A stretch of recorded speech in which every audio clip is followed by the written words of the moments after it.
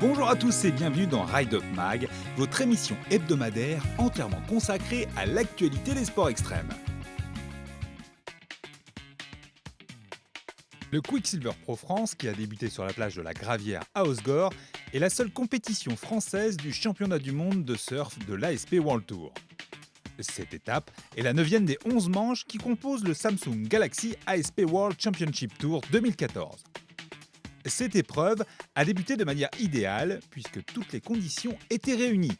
Du soleil, des vagues, tous les éléments climatiques pour pouvoir assurer le spectacle et observer les meilleurs surfeurs du monde.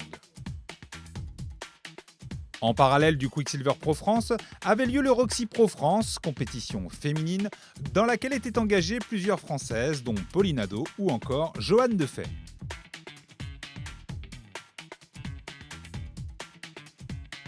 Mais cette épreuve n'a pas été triomphale pour les surfeuses tricolores, qui surfaient pourtant sur leur terrain. Johanne Defay a tout de même réussi à se hisser en demi-finale.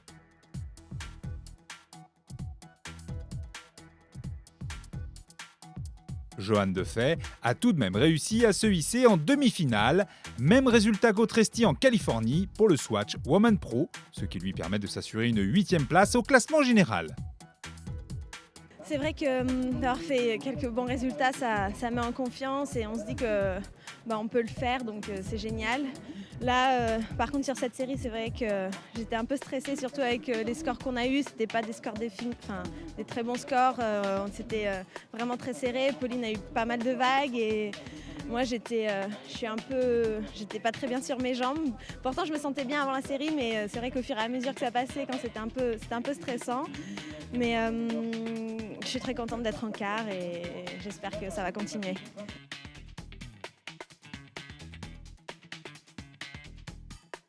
Et c'est la jeune surfeuse australienne Tyler Wright qui a tout juste 20 ans remporte le Roxy Pro France. Elle s'impose face à l'américaine Courtney Colong. Une finale presque parfaite, elle obtient un score remarquable de 19,2 sur 20, ne laissant aucune chance à son adversaire.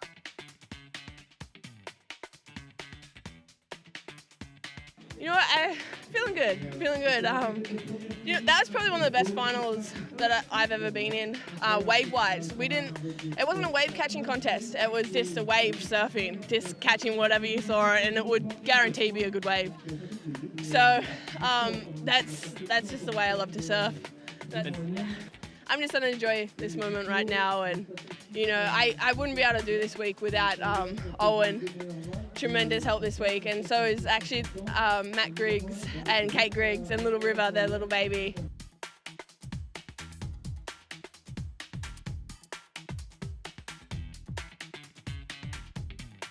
Concernant le Quicksilver Pro France, il se joue entre le jeune Brésilien Gabriel Medina, 20 ans, et le doyen de cette compétition, Kelly Slater, 42 ans. L'Américain, qui a déjà à son actif 11 titres de champion du monde et qui n'a toujours pas remporté de contest cette année, porte une attention particulière à cette compétition.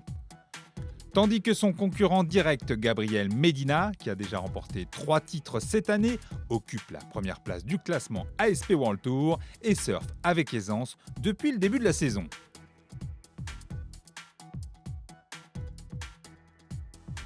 Coming into this back part of the year, though,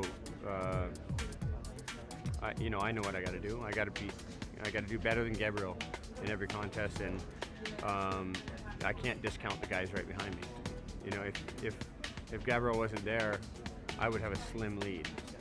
I wouldn't count myself in any kind of dominant position. I'm a few thousand points ahead of Joel or whoever's right behind me. Joel and Mick are kind of right there behind, and so it's not a significant lead. So there's a very good chance I could fall back to 5th or 6th this year, or there's a chance that I can win the title. So if you look back to just in Fiji 4 events ago, I was in the lead coming into that, and that's where Gabby took. He won there. I had a bad result in South Africa. He got a lot more room on me there, and then he was able to win the final at Tahiti. So it was 3 events in a row where he went bang, bang, bang, got about 6 or 8 heats up on me, and that's really where the difference of the year lies.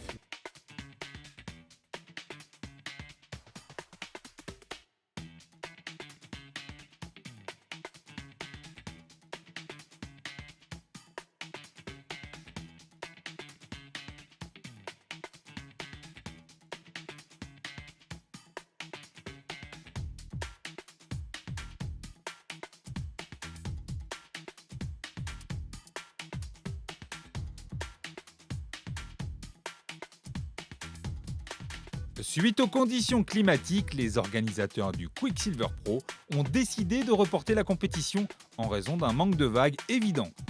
La compétition devrait reprendre, nous l'espérons, dans les plus brefs délais.